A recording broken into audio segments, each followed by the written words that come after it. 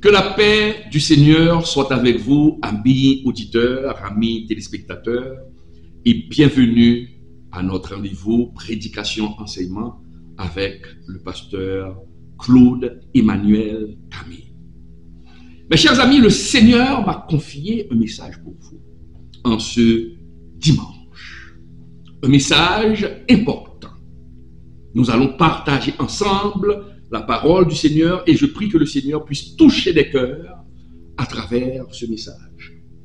Ouvrons nos Bibles, mes chers amis, dans Jean 21, verset 17.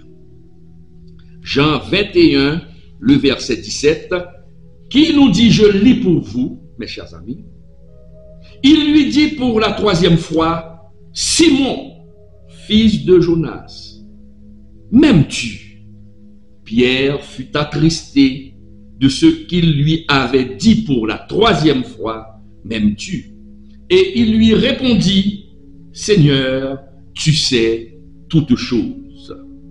Jésus lui dit, paie mes brebis. Prions le Seigneur. Seigneur, nous te disons merci pour ta grâce, merci pour tes multiples bienfaits. Merci, Seigneur Dieu, de nous combler, l'Éternel des armées, de tes riches bénédictions. En ce moment, Père Céleste, nous allons proclamer ta parole. Nous te demandons de nous saisir, que ton Saint-Esprit nous utilise comme canal pour parler à ton peuple, Seigneur Dieu. Que ces paroles apportent réconfort, que ces paroles apportent consolation, que ces paroles donnent la force aux serviteurs, aux servantes du Seigneur, de changer de voie si ils étaient sur une mauvaise voie. Que ces paroles, l'Éternel, libèrent tes serviteurs, tes servantes, s'ils se trouvaient sous l'esclavage du péché, Seigneur Dieu. Seigneur, nous sommes ton instrument. Nous te demandons de nous utiliser pour ta gloire unique. Et tu nous feras jouir de ta grâce. Ainsi nous te prions, dans le nom de Jésus. À lui seul soit la gloire, au siècle des siècles. Amen. Les exigences de l'amour pour Dieu. Les exigences de l'amour pour Dieu. Mes chers amis, dès qu'on parle du Dieu d'Israël, la Bible est claire que Dieu est un Dieu d'amour. On ne peut pas servir le Seigneur si nous n'éprouvons pas de l'amour dans notre cœur pour nos prochains, pour nos frères, pour nos sœurs. Nous devons avoir de l'amour, mes chers amis. Mais beaucoup de prédicateurs, beaucoup de chrétiens parlent pour dire à haute voix, ils montent sur tous les toits pour dire que nous aimons le Seigneur, j'aime le Seigneur. Tout le monde aime le Seigneur. Ah oui. Qui pourrait dire le contraire? Qui pourrait dire avoir une Bible en main et dire que je déteste le Seigneur? Non, on ne va pas le dire. Aucun chrétien ne pourra le dire. Aucun prédicateur, aucun apôtre, aucun prophète, aucune prophétesse ne pourrait dire que je déteste Jésus alors que nous prêchons la parole. Donc, nous aimons tous le Seigneur. Mais la parole nous indique ici, pour dire, pour nous prévaloir de ce titre, d'avoir l'amour de Jésus en nous, d'aimer le Seigneur, il y a des conditions. Il y a des conditions. Et ce passage nous donne les conditions. Jésus lui-même nous donne les conditions pour pouvoir dire que nous l'aimons. Car l'amour ne doit pas être théorique. L'amour doit être pratique. Dans Jean 21, verset 17, c'est une conversation entre Jésus et Simon. Jésus parle à Simon. Jésus tient une conversation. Et au verset 15, la conversation commence ainsi. Après qu'ils eurent mangé, Jésus dit à Simon-Pierre, « Simon, fils de Jonas, aimes-tu plus que ne m'aime ceci ?» Et rapidement, Simon répond, « Mais écoutez, c'est naturel, c'est évident. » Il lui répondit, « Oui, Seigneur, tu sais que je t'aime. » Jésus lui dit, « Paie mes brebis. » Il lui dit une seconde fois, « Simon, fils de Jonas, m'aimes-tu » Pierre lui répondit, « Oui, Seigneur, tu sais que je t'aime. » Et Jésus dit pour une deuxième fois, « Paie mes brebis. » Et Jésus allait encore poser la question une troisième fois. Mais pourquoi poser cette même question 3 fois? Et le fait de poser la question une troisième fois allait susciter dans le cœur de Pierre de la peine. Pierre allait être triste parce qu'il se disait, mais pourquoi le Seigneur me pose cette question une troisième fois? Est-ce que cela veut dire qu'il doute de mon amour? Qu'il doute de ce que je dis? Mais pourquoi il le pose? Pourquoi pose-t-il encore cette question? Pourquoi?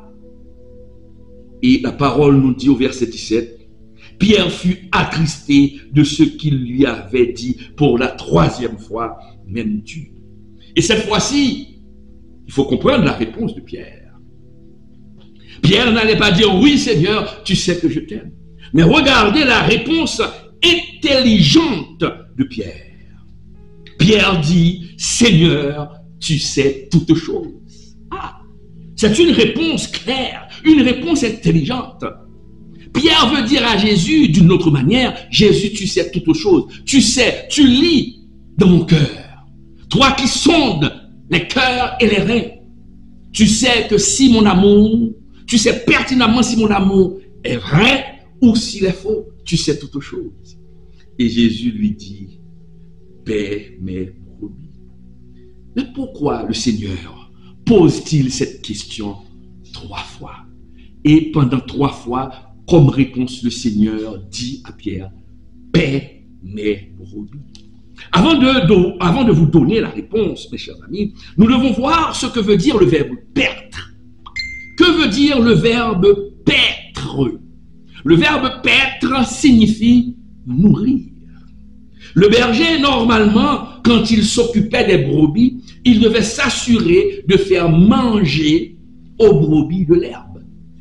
Les brebis devaient manger de l'herbe et le berger devait s'assurer que les brebis mangent et qu'elles mangent à leur faim, mes chers amis. C'était le rôle du berger de paître, de faire paître les brebis.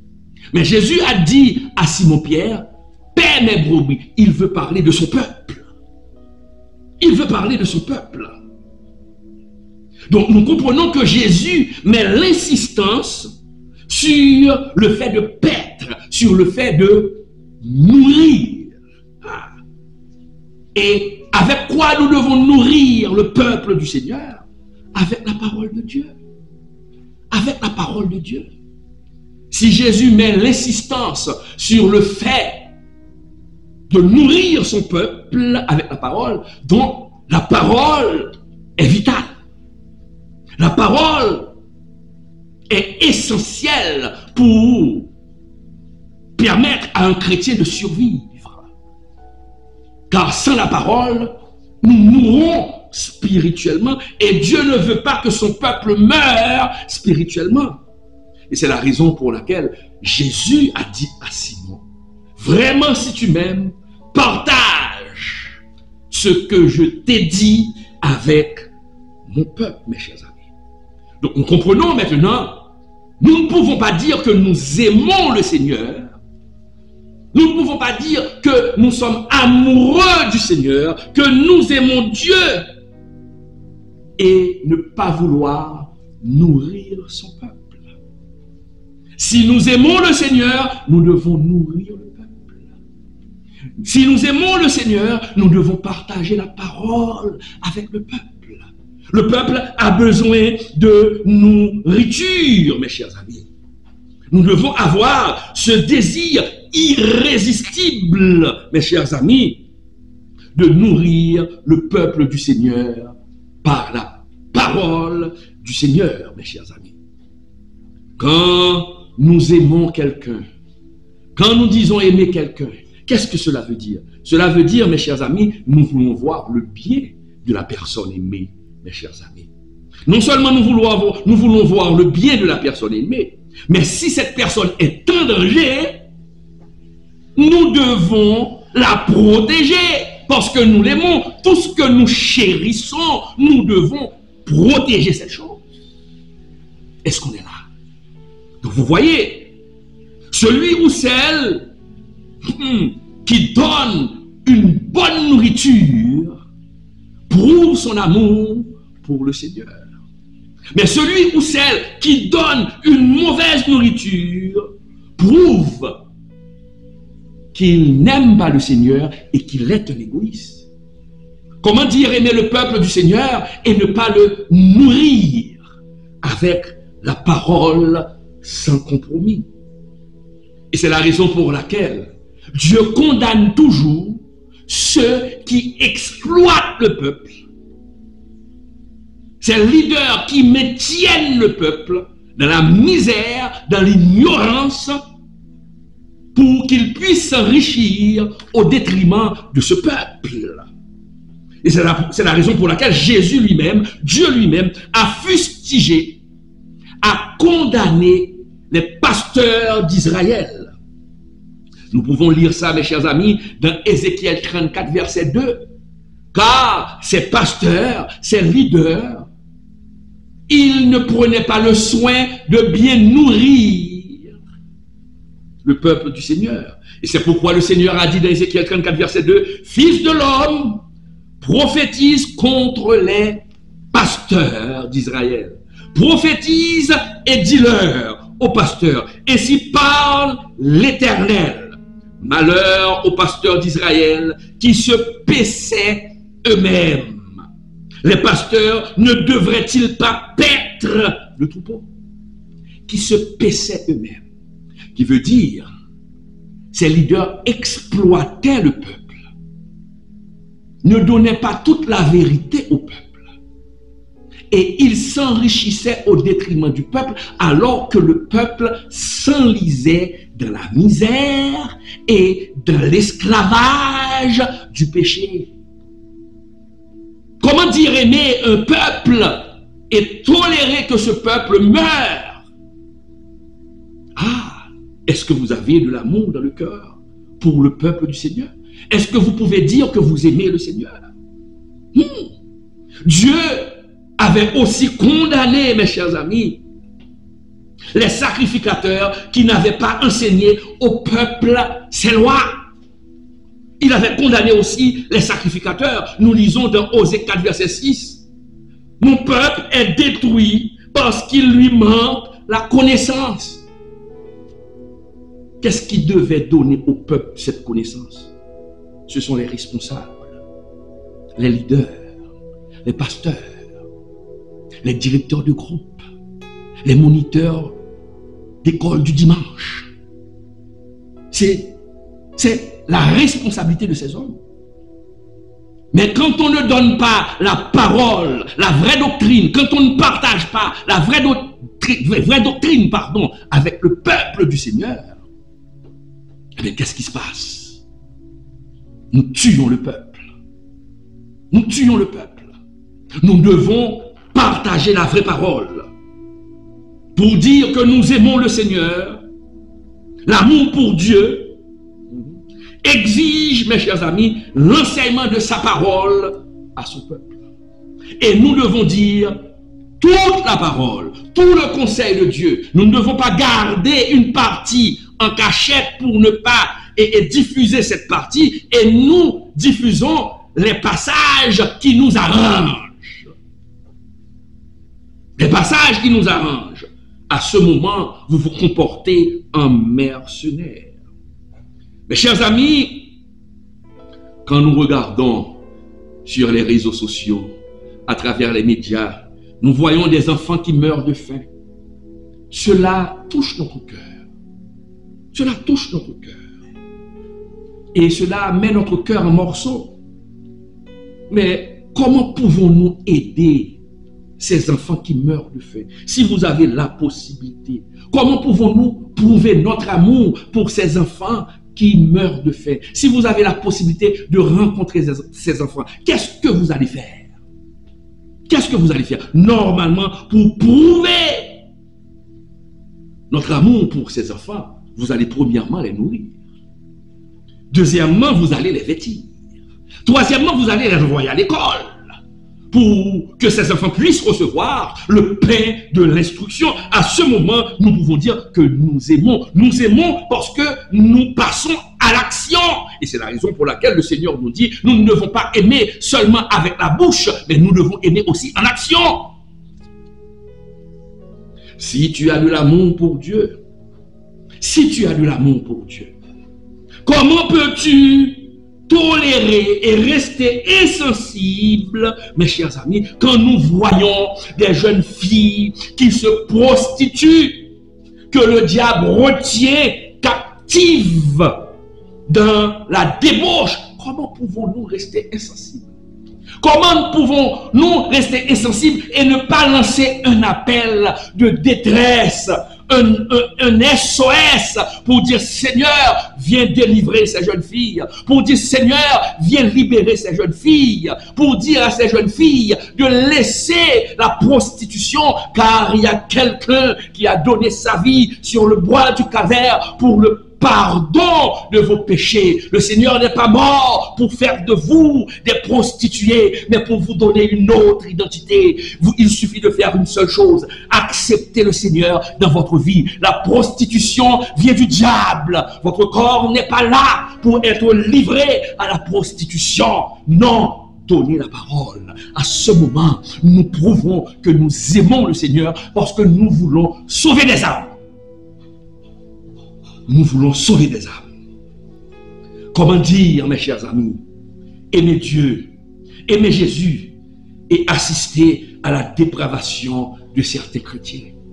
Comment dire aimer Jésus et de ne pas dire au peuple la vérité, de cacher la vérité dans l'unique but de vous faire de l'argent, dans l'unique but de vous enrichir en mentant au peuple?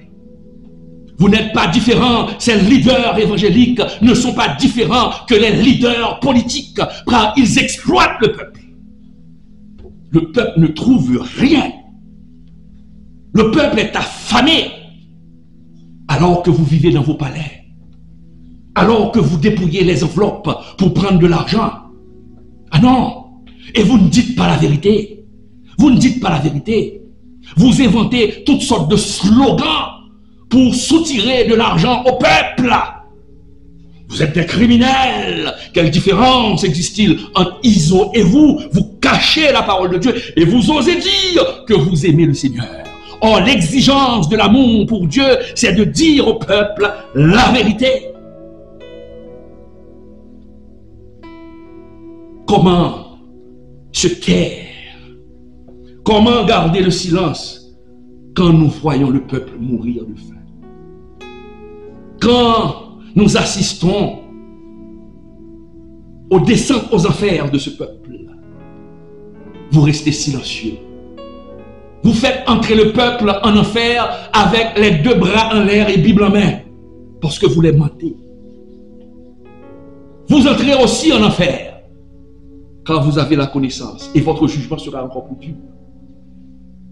Les exigences de l'amour, vous devez partager l'amour. Et c'est la raison pour laquelle Dieu a dit, Jésus a dit à Pierre, il a posé la question 3 fois.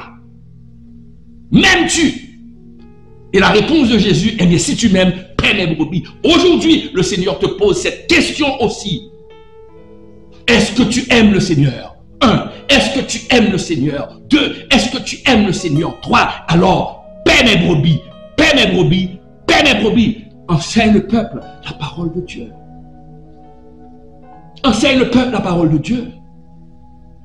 Apprenez au peuple de marcher dans la sanctification pour qu'il puisse jouir de la bénédiction totale du Seigneur. Mes chers amis, l'amour, les exigences de l'amour, nous devons partager la parole du Seigneur. Nous devons partager la parole du Seigneur. Oui. La parole nous dit que l'homme ne vit pas seulement de pain, mais l'homme vit de tout ce qui sort de la bouche du Seigneur. Deutéronome 8, verset 3. Nous devons nourrir le peuple. Le peuple a besoin du pain pour nourrir son corps, pour être en bonne santé, pour avoir de l'énergie. Le corps a besoin de nourriture. Mais quand le corps trouve de la nourriture et ne trouve rien pour son âme, c'est verser de l'eau sur l'aile du canard. Et c'est pourquoi la parole nous dit que l'homme ne vit pas seulement du pain pour donner de l'énergie au corps, mais l'homme a besoin aussi de la parole de Dieu pour que son âme puisse vivre. Mais vous tuez des âmes. Vous tuez des âmes. Et c'est pourquoi Paul conseille à Timothée. Paul a conseillé à Timothée de placer l'enseignement de l'écriture au cœur de son ministère. Paul conseille à Timothée de placer l'enseignement au cœur de son ministère. Et c'est pourquoi Paul dit à Timothée, dans 1 Timothée 4, verset 13, « Jusqu'à ce que je vienne, applique-toi à la lecture, à l'exhortation, à l'enseignement. » Voyez l'importance de la parole. L'importance de la parole. Mes chers amis, c'est une malédiction, c'est un malheur, mes chers amis, pour ceux et celles qui négligent de nourrir le peuple de Dieu par la parole de Dieu, ou du moins qui donnent une parole de pacotille, une parole pour marcher. C'est une malédiction pour ces personnes. C'est une malédiction pour ces prédicateurs. C'est une malédiction pour ces évangélistes qui ne disent pas la vérité, mais qui caressent le peuple dans le sens du poil. Oui, nous devons dire la vérité pour sauver l'âme du peuple. Le peuple a besoin de se nourrir constamment, continuellement. Et lorsque nous nous évertions de dire la parole, d'enseigner la parole, c'est là la preuve que nous aimons le Seigneur. Et c'est la raison pour laquelle Dieu a dit, Jésus a dit à Pierre, paie mes brebis, donne la parole. Et quand nous partageons la parole avec le Seigneur, avec le peuple du Seigneur, pardon, nous devons aimer son peuple. Le professeur qui enseigne les notions aux élèves, le professeur doit avoir de l'amour pour ses élèves. Oui, nous devons aimer ceux à qui on enseigne. Et c'est cet amour qui va nous pousser à leur dire la vérité. C'est quand nous détestons quelqu'un que nous cachons la vérité pour raconter à cette personne des mensonges. Mais nous constatons aujourd'hui, beaucoup de prédicateurs détestent le peuple de Dieu et détestent Dieu. Parce que le peuple patauge. Comment être sensible face à la misère du peuple? Face à la misère du peuple. Regarde ce que Paul a dit. Regarde ce que Paul a dit. Est-ce qu'on peut le dire aussi? Paul a dit dans 1 Thessaloniciens 2, verset 8, « Nous aurions voulu, dans notre vive affection pour vous, non seulement vous donner l'évangile de Dieu, mais encore notre propre vie, tant vous nous étiez devenus chers. » Paul a dit, je pourrais même donner ma vie pour vous, parce que vous êtes des personnes chères à mon cœur. Je vous aime. Quand on aime quelqu'un, on veut son bien. On veut son bien. On ne donne pas le mensonge. On dit la vérité à celui qu'on aime, à celle qu'on aime. De nos jours, malheureusement, mes chers amis, nous assistons que le malin veut différencier l'amour et la vérité. Oui, le malin pousse les hommes à différencier l'amour et la vérité. Il y a de ces prédicateurs, mes chers amis, qui sont devenus des champions de la vérité. Devenir des champions de la vérité. Ils disent la vérité avec force, hardiesse, mais n'expriment aucun amour. Ne manifestent aucun amour.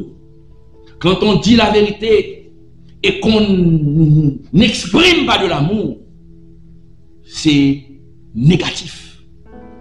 C'est négatif. Il y a d'autres, par contre, qui sont de grands avocats de l'amour. De grands avocats de l'amour. Ils parlent toujours de l'amour. Ils parlent toujours de l'amour. Dieu est amour, mais refuse de défendre la parole de Dieu. Refuse de dire la vérité. De cette même façon qu'ils parlent de l'amour, mais ils n'ont pas cette même ferveur de parler de la vérité. Comme l'avait dit un auteur, et je le cite, la vérité est dure si elle n'est pas adoucie par l'amour. Et l'amour est mou si elle n'est pas fortifiée par la vérité. Mes chers amis, il est clairement dit dans la parole de Dieu, le plus grand commandement que Dieu nous donne, c'est de nous aimer l'un l'autre. Le plus grand commandement, c'est d'aimer Dieu de tout notre cœur, de toute notre âme et de toute notre pensée, et de nous aimer les uns les autres, d'avoir de l'amour, Et si nous aimons Dieu de tout notre cœur, nous aurons cette sensibilité, cette poussée pour dire la vérité, toute la vérité. Cet amour doit nous inciter, mes chers amis. Cet amour pour Dieu doit nous inciter pour avoir de l'amour pour sa parole. Oui, mes chers amis, nous devons partager la parole de Dieu avec les autres. Et c'est de cette manière que nous pouvons dire que nous aimons le Seigneur. Les exigences de l'amour de Dieu. Les exigences de l'amour de Dieu. Il faut dire, il faut prononcer, il faut annoncer, il faut proclamer la parole de Dieu. Et tout le conseil de Dieu, rien caché. Rien caché. Il faut dire toute la vérité. Comme l'avait dit Paul, mes chers amis. Dans Acte 20, verset 27. Paul a dit, car je vous ai annoncé tout le conseil de Dieu sans rien cacher. Car je vous ai annoncé tout le conseil de Dieu sans rien cacher. Combien d'entre vous pouvez-vous dire cette parole? Pouvez-vous répéter les paroles de Paul? Car je vous ai annoncé tout le conseil de Dieu sans rien cacher. Lorsque nous proclamons la parole de Dieu, mes chers amis, lorsque nous annonçons la parole de Dieu, nous devons dire toute la parole sans rien cacher. Nous voulons prouver notre amour au Seigneur. Marchons dans la sanctification, marchons dans la consécration, pour que les autres puissent voir que nous reflétons la vie de Jésus en nous et proclamons la parole du Seigneur.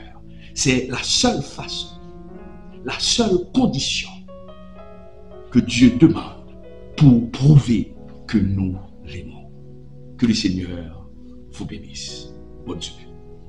Depuis 2012, le pasteur Claude Emmanuel Camille proclame l'évangile sur le net, apportant le message de Jésus-Christ à travers le monde. Aujourd'hui, vous pouvez jouer un rôle dans ce ministère en contribuant financièrement. Dans 1 Corinthiens 9, le verset 14, l'apôtre Paul nous rappelle que le Seigneur a ordonné à ceux qui annoncent l'évangile de vivre de l'évangile. En soutenant ce ministère, vous devenez un partenaire dans l'œuvre de Dieu. Pour vos contributions, vous pouvez utiliser le Zelle au numéro 772 256 79 11. Pour Moncash et TapTapSend au 509 37 80 28 68. Pour d'autres moyens, contactez personnellement le pasteur Claude Emmanuel Camille sur WhatsApp au 509 42 43 85 58. Pour continuer à partager la vérité de Jésus-Christ et toucher encore plus de vies, votre soutien est précieux. Ensemble, prêchons l'Évangile sans compromis.